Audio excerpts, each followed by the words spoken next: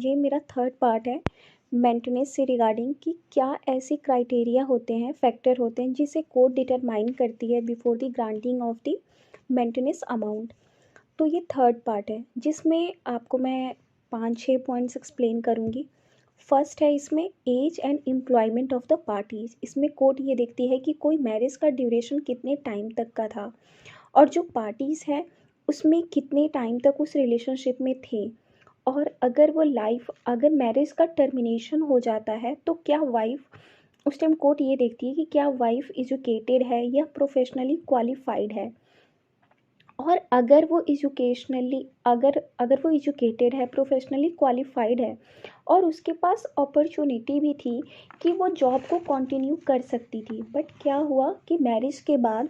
उसके कुछ ऐसे लाइबिलिटीज़ होती हैं, जैसे आपको पता होगा कि मैरिज के बाद बहुत तरीके की लाइबिलिटीज़ होती हैं।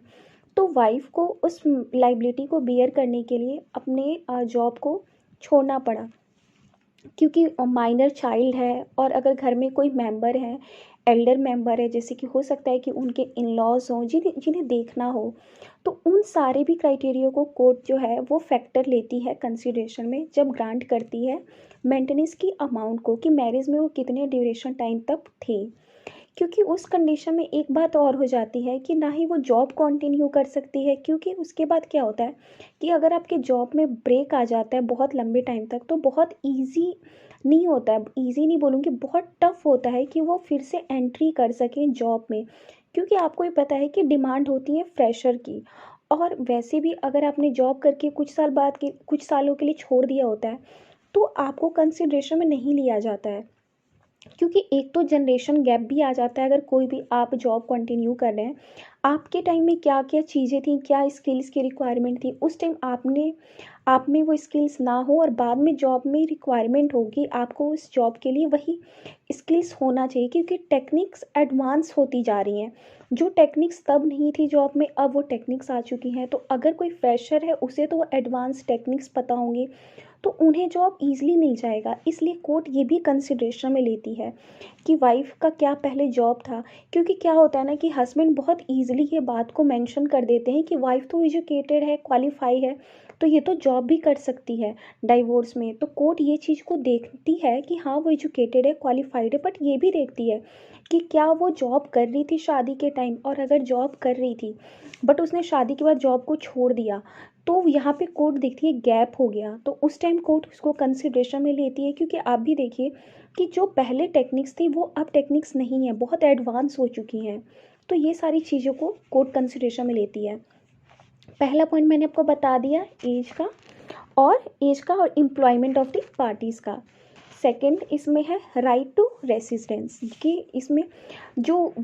जो वाइफ होती है उसके घर का भी अधिकार मिलता है। और इसमें डोमेस्टिक वायलेंस एक्ट की सेक्शन 17 बहुत इम्पॉर्टेंट ग्राउंड प्ले करती है, क्योंकि इसमें जो सेक्शन 17 है वो ग्रांट करती है एग्रीव्ड वाइफ को कि अगर उसने किसी सर्टेन पीरियड ऑफ टाइम में, अगर उसने उसने मतलब फैमिली में इवन इन लॉज भी आते हैं, इन लॉज के साथ भी अगर उसने शेयर्ड हाउस होल्ड किया है, मतलब घर को शेयर किया है, और शेयर्ड हाउस होल्ड का डेफिनेशन सेक्शन 2S में दिया हुआ है डोमेस्टिक वायलेंस एक्ट में, तो उस डेफिनेशन को पढ़िए और साथ में सेक्शन 17 को। तो एग्री पार्टी को ग्रांट करना होता है राइट टू रेसिडेंस। और एक और बात बता दूं मैं आपको, इस पे मैं दूसरा मैं एक जजमेंट लैंडमार्क से बताऊंगी जिसमें सुप्रीम कोर्ट ने फाइनली डिसाइड कर दिया कि इरिस्पेक्टिव ऑफ द फैक्ट कि हस्बैंड का वो प्रॉपर्टी है या नहीं, अगर वो इन लॉज का भी प्रॉपर्टी है ना, और अगर किसी टाइम पे वाइफ ने उस घर में रहा है, वाइफ रही है उस घर में, shared house hold section 2S के अकॉर्डिंग, तो वो अपने इन लॉज के अगेंस्ट भी वो घर का रहने का अधिकार मांग सकती है। मतलब उनको उसके घर के मैट्रिमोनियल जब अवार्ड ग्रांट होगा, जब डाइवोर्स होगा, तो उसके लिए घर का भी उन्हें देना पड़ेगा। ये डोमेस्टिक वायलेंस एक्ट में इस चीज़ को कोर्ट ने बहुत ही अच्छे से मतलब डिटरमाइन किया। मैं बहुत अच्छा मानती हूँ इस जजमेंट को। और तो ये तो रजनीश वर्सेस नेहा की गाइडलाइंस को बता रही हूँ, और उस केस को भी मैं कभी समझाऊंगी एक अनदर वीडियो में। तो कोर्ट सेक्शन 17 को लेती है डोमेस्टिक वायलेंस एक्ट का, जो कि ग्रांट करती है एग्रीव्ड वाइफ को right to live in the shared household. और शेयर्ड हाउस होल्ड का डेफिनेशन डोमेस्टिक वायलेंस एक्ट में सेक्शन 2S में है, जो कि इंक्लूड करता है, आपको इंक्लूड वर्ड उसमें दिया हुआ है, shared house to include the household where the aggrieved women lived at any stage of the domestic relationship. बहुत इंपॉर्टेंट है ये वर्ड, कि उसने हाउस होल्ड को शेयर किया हो, किसने, उस एग्रीड वुमेन ने, ऑब्वियस सी बात है वाइफ होगी, eight any stage of the domestic relationship, किसी भी स्टेज पे अगर डोमेस्टिक रिलेशनशिप मतलब घरेलू रिश्ते में अगर किसी भी लाइफ मतलब किसी भी स्टेज पे अगर उसने शेयर किया हो उस हाउस होल्ड को, और द हाउस होल्ड ओन किया गया हो या रेंटेड किया गया हो ज्वाइंटली और सिंगली बाय बोथ, या तो उस वाइफ ने उस घर में या तो वो वाइफ ने एज अ ऑनर की तरह रही हो, या अगर रेंट उसने ज्वाइंटली दिया हो या सिंगली भी दिया हो, मतलब हस्बैंड वाइफ में से किसी ने भी, या बोथ, तो भी single by either of the spouse, ये भी कोर्ट ने फिर यहाँ पे क्लियर कर दिया, single by either of the spouse मतलब हस्बैंड वाइफ में से किसी एक ने भी, और जॉइंट फैमिली हाउस, ये वर्ड देखिए कितना क्लियर है, इसमें इन लॉज भी आ जाते हैं, और which the respondent is the member, जिसमें कि रिस्पॉन्डेंट मेंबर हो, मतलब हस्बैंड, एग्रीड वुमेन हो गई वाइफ और रिस्पॉन्डेंट हो गया उसका हस्बैंड। तो अगर वाइफ डोमेस्टिक वायलेंस एक्ट में भी केस फाइल करती है ना, तो उसमें अगर कोई घर है जिसमें वाइफ किसी भी ऐसे stage of the domestic relationship में रही हो, लाइफ मतलब उस मतलब घर में डोमेस्टिक रिलेशनशिप में, मतलब ऑब्वियस सी बात है डोमेस्टिक रिलेशनशिप मतलब रिश्ता है उनके बीच में, कोई रिलेशन है, तो उस रिलेशन को कंटिन्यू करते हुए किसी भी स्टेज में अगर वो मैरिज के बाद रहती है, किसके साथ साथ, या तो हस्बैंड के साथ, और उनके साथ साथ उनके और भी जॉइंट फैमिली मेम्बर्स भी हैं, तो वो वहाँ पे राइट टू हाउस का क्लेम कर सकती है रहने का। ये 2S में कोर्ट ने बताया है। फिर इस कोर्ट ने यहाँ पे और बात बोली कि section 2S read with section 17-18 of the domestic violence act, ये इंटाइटल करता है वुमेन को कि वो राइट टू रेसिस्टेंस का क्लेम कर सकती है इन द शेयर्ड हाउस होल्ड, उस घर में, इरिस्पेक्टिव ऑफ, ये उसको कंसिडरेशन में नहीं लिया जाएगा कि उसका उस पर लीगल इंटरेस्ट है या नहीं। लीगल इंटरेस्ट आपको समझ में आ रहा होगा कि एज अ राइट, क्या उसके हस्बैंड का उसमें इंटरेस्ट है कि नहीं। अगर आप किसी भी टाइम में ना, अगर आपने मतलब उस प्रॉपर्टी में बहुत लोगों के साथ अगर आप रहे हैं, तो उसको कोर्ट कंसिडरेशन में लेती है। फिर कोर्ट ने यहाँ पे बोला सेक्शन 19 की बात कोर्ट ने यहाँ पे क्लियर की कि सेक्शन 19 जो होता है वो प्रोवाइड्स करता है मजिस्ट्रेट को कि वो पास करेंगे ऑर्डर, जिसमें कि रेसिस्टेंस ऑर्डर को डायरेक्ट करेंगे, जिसमें कि मतलब रहने के अधिकार का ऑर्डर को डायरेक्ट करेंगे रिस्पोंडेंट के अगेंस्ट, कि वो सिक्योर करे कि वो कुछ या तो अल्टरनेट उन्हें कोई घर प्रोवाइड करे, मीन्स अकोमोडेशन प्रोवाइड करे एग्रीड वाइफ को, या उसे ऐसा उसको उस घर में इंजॉय करने दे, शेयर हाउस होल्ड मतलब रहने दे उस घर में, या कोर्ट ने बोला कि या रिस्पोंडेंट उन्हें रेंट दे दे किसी और घर में रहने के लिए, उससे रिगार्डिंग कुछ करे, या अगर कोई फाइनेंशियल नीड्स उनके, या इससे रिगार्डिंग कोई रिसोर्सेस दे दे, मतलब रिसोर्सेस इन द सेंस कि कोई अगर ऐसा आप कोई प्रॉपर्टी दे दे जिसमें से वाइफ अपना किसी भी घर में रहते हुए रेंट पे कर सके। तो ये कोर्ट ने बताया। 2 पॉइंट मैंने बता दिया आपको। इसके साथ साथ तीसरा पॉइंट आता है where wife is earning some income. अगर वाइफ जहाँ पे कुछ इनकम अर्न कर रही होती है तो वहाँ पे कोर्ट क्या करती है।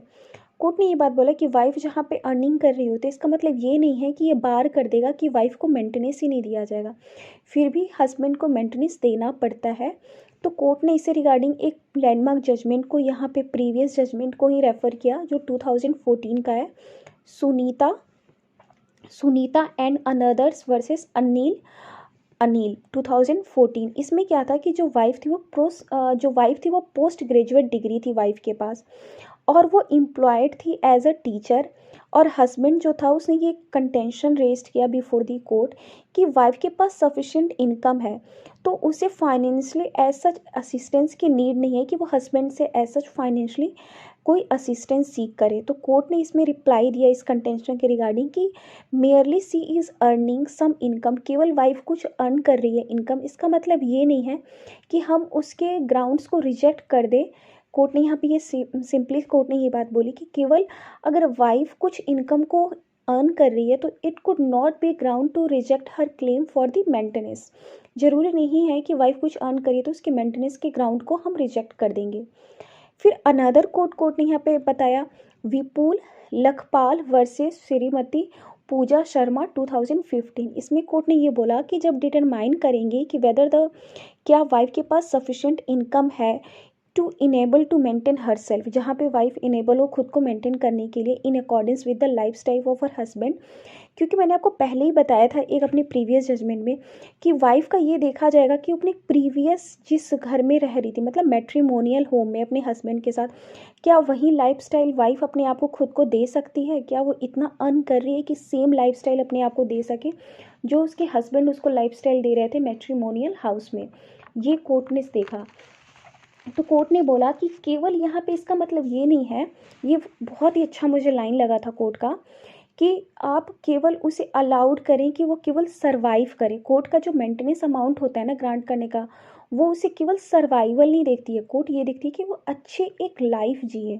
तो कोर्ट ने यहाँ पे ये बोला कि हस्बैंड को प्रिज्यूम किया जाता है कि हस्बैंड अपनी वाइफ को कोर्ट ने यहाँ पे ये बात बोली कि husband must be presume to capable of earning sufficient money to maintain his wife. Court हमेशा पहले ये प्रिज्यूम करेगी कि हस्बैंड के पास इतना मनी होना चाहिए कि वो अपने वाइफ को मेंटेन करे और चिल्ड्रन को। आप इस चीज़ का कंटेंशन नहीं ले सकते हैं कि वाइफ कुछ अर्न कर रही है तो वो उसकी मेंटेनेंस के क्लेम को हम रिजेक्ट कर दें। इसी सेम जजमेंट को दिल्ली हाई कोर्ट ने भी इसे रेफर किया था, चंद्र प्रकाश बोधराज वर्सेस शीला रानी चंद्र प्रकाश। इस केस में कोर्ट ने ये बात बोली थी, the onus is on the husband to establish with the necessary material that, कि हस्बैंड को ये प्रूव करना होगा कि there is a sufficient ground to show that he is unable to maintain. जहाँ पे हस्बैंड ये कर रहा है कि मेरे पास इतना इनकम नहीं है, वो खुद अनेबल है मेंटेन करने का उसकी फैमिली को, और वो चाहता है कि वो डिस्चार्ज कर दे इस ऑब्लिगेशन से। लीगल ऑब्लिगेशन होता है हस्बैंड के ऊपर कि वो अपनी वाइफ को मेंटेन करे for the reason beyond control. इसे owners of the proof husband के पास होगा कि आप इसे बिल्कुल मतलब पहले प्रूफ करें। और अगर हस्बैंड डिस्क्लोज नहीं करता है एग्जैक्ट अमाउंट अपने इनकम का, तो हम एडवर्स इन्फ्रेंस ले लेंगे कि उसने कोर्ट को यहाँ पे डेलिबरेटली कोर्ट के साथ उसने मिस अप्रोप्रिएट किया है, मतलब जो भी एविडेंस है। क्योंकि आपको पता होगा कि एफिडेविट को यहाँ पे फाइल करना होता है, क्योंकि अगर आप फॉल्स एफिडेविट फाइल करेंगे तो आपके अगेंस्ट परज्यूरी का ऑफेंस लगेगा। तो सुप्रीम कोर्ट ने, मैंने आपको बता दिया कि कैसे सुप्रीम कोर्ट ने ये बिल्कुल गाइडलाइंस दिया है कि अगर वाइफ अर्न कर रही हो तो फिर भी हस्बैंड अपने इस लीगल ऑब्लिगेशन से डिनाई नहीं कर सकता है। फिर सुप्रीम कोर्ट ने एक और केस को रेफर किया था रजनीश वर्सेस नेहा की ही जजमेंट में, शामिया फारूकी वर्सेस शाहिद खान 2015।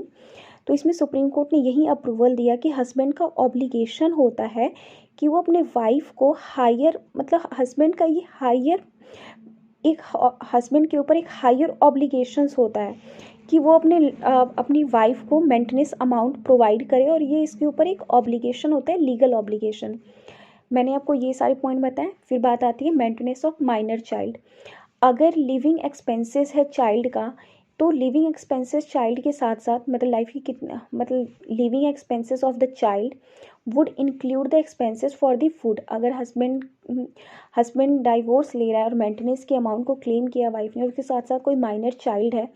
तो उस माइनर चाइल्ड के लिविंग एक्सपेंसेस में क्या क्या इंक्लूड होंगे, फूड की अमाउंट इंक्लूड होगी, उसकी क्लॉथिंग की होगी, उसकी रहने की होगी, मेडिकल एक्सपेंसेस की होगी, एजुकेशन की होगी, और इन केस अगर चाइल्ड एक्स्ट्रा कोचिंग क्लासेस ले रहा है या वोकेशनल ट्रेनिंग ले रहा है,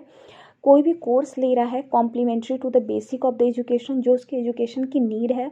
तो उन सारे फैक्टर को भी कोर्ट कंसिडरेशन में लेगी जब चाइल्ड के लिए भी मेंटेनेंस अमाउंट ग्रांट कर रही होगी। और एजुकेशन एक्सपेंसेस नॉर्मली क्या होती हैं, बोर्न बाय द हस्बैंड, ये हमेशा हस्बैंड के द्वारा ही नॉर्मली कोर्ट ग्रांट करती है। बट अगर वाइफ ही वर्किंग वुमेन है और वो सफिशिएंट अमाउंट अर्न कर रही है, तो इस केस में क्या होगा ना, दोनों हस्बैंड एंड वाइफ में जो अमाउंट होगा वो क्या होगा, हाफ हाफ कर दिया जाएगा, मतलब उसमें उसके अकॉर्डिंगली शेयर कर दिया जाएगा चाइल्ड के जो भी मेंटेनेंस अमाउंट है। ये बहुत अच्छा लगा मुझे, क्योंकि लायबिलिटीज बोथ पेरेंट्स की होती हैं। फिर ये आता है सीरियस डिसेबिलिटीज़ ऑफ, या कोई अगर हेल्थ इशू है, इल हेल्थ, तो कोर्ट ने यहाँ पे बताया कि ये भी कंसिडरेशन में लेंगे कि अगर मानिए कि वाइफ को कोई सीरियस डिसेबिलिटी है या कोई हेल्थ इशू है तो उसे भी कंसिडरेशन में लिया जाएगा। और मैंने आपको यहाँ पे बोला था कि मैं इसमें आपको कॉम्प्रिहेंसिव बताऊंगी। सबसे पहले तो मैंने आपको एज का बताया, एज और एम्प्लॉयमेंट ऑफ द पार्टीज़ का, कि कितना एज है वाइफ का, और ये भी कोर्ट देखती है। एंड एम्प्लॉयमेंट, दो एम्प्लॉयमेंट का मैंने ग्राउंड बताया, एक तो मैंने एज वाला बताया, एज के साथ साथ एम्प्लॉयमेंट ऑफ द पार्टीज़, जिसमें वाइफ अगर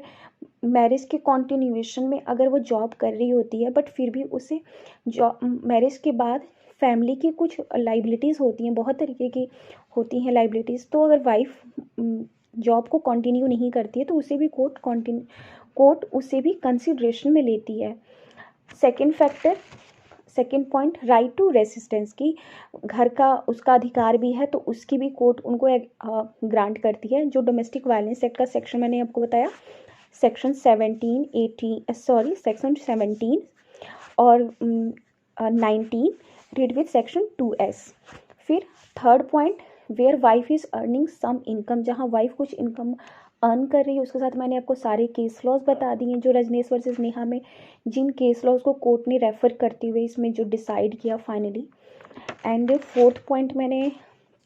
आपको बताया maintenance of the minor child. Fifth point मैंने आपको बताया सीरियस डिसेबिलिटी अगर है तो उससे रिगार्डिंग। मैंने इस पे रिगार्डिंग इस जजमेंट रजनीश वर्सेस नेहा में मैंने अभी तक 5 वीडियो बनाए हैं, जिसमें से 2 वीडियो तो मैंने एफिडेविट वगैरह से रिलेटेड बताया कि क्या एफिडेविट की प्रोसीजर होती हैं, अगर आप एफिडेविट अगर आप रॉन्ग फाइल कर रहे हो, मतलब मिस अप्रोप्रिएट कर रहे हो, तो कैसे आपके अगेंस्ट परज्यूरी का ऑफेंस लगेगा। मैंने वो उस पर 2 वीडियो क्रिएट किया है मैंने। प्लस मैंने ये मेंटेनेंस अमाउंट को ग्रांट करने में कोर्ट ने जितने फैक्टर कंसिडरेशन में लिए हैं उससे रिगार्डिंग मैंने 2 वीडियोस और ऑलरेडी अपलोड कर रखी है। ये मेरी 3rd वीडियो है। 5 वीडियो हो गए रजनीश वर्सेस नेहा पे, और अभी मैं 2 या 3 और वीडियो बनाऊंगी, क्योंकि मैं चाहती हूँ कि रजनीश वर्सेस नेहा की जजमेंट आपको कॉम्प्रिहेंसिव वे में पता हो, क्योंकि इस जजमेंट से बहुत कुछ सीखने को मिलेगा। मैंने अपने एक शॉर्ट्स वीडियो में भी बताया था कि मैंने खुद इस जजमेंट को 20 पेज में लिखा है, क्योंकि इस जजमेंट में मुझे बहुत कुछ सीखने को मिला, तो मैंने लिखा हुआ है। मैं आपको सजेस्ट करूँगी कि आप खुद भी इस जजमेंट को पढ़िएगा ज़रूर, बहुत कुछ सीखने को मिलेगा, क्योंकि इस जजमेंट से ही प्रॉब्लम बेस्ड क्वेश्चंस आएंगे। अगर आप किसी भी स्टेट जुडिशरी की प्रिपरेशन कर रहे हैं, अगर आप नहीं भी कर रहे हैं, अगर आप प्रैक्टिस कर रहे हैं, तो ये जजमेंट आपके बहुत काम आने वाला है। आप खुद पढ़िएगा तो आपको खुद लगेगा, या अगर आप मेरी वीडियो को भी सुन रहे होंगे तो आपको पता चलेगा कि आपके कितने तरीके के डाउट्स जो थे वो क्लियर हो गए हैं। Thank you so much. I hope मैंने आपकी प्रिपरेशन जर्नी में और लॉ की लर्निंग जर्नी में कुछ वैल्यू ऐड किया हो। अगर आपको इस टॉपिक से रिगार्डिंग कुछ भी क्वेश्चन पूछना हो तो आप मुझसे कमेंट बॉक्स में पूछ सकते हैं। मैं ट्राई करूँगी कि मैं या तो कमेंट बॉक्स में आंसर कर दूँ या फर्दर कोई वीडियो क्रिएट करके मैं उसमें वहाँ पे उस आंसर को मैं वहाँ पे उस क्वेश्चन के आंसर कर सकूँ, क्योंकि मेरा यहाँ पे एक सिंपल मोटिव है कि मेरी वीडियो के थ्रू अगर एक भी पर्सन मेरा वीडियो देख रहा है, अगर उसके डाउट्स क्लियर हो जा रहे हैं, मेरे लिए वही बहुत बहुत बड़ी बात है। Thank you so much.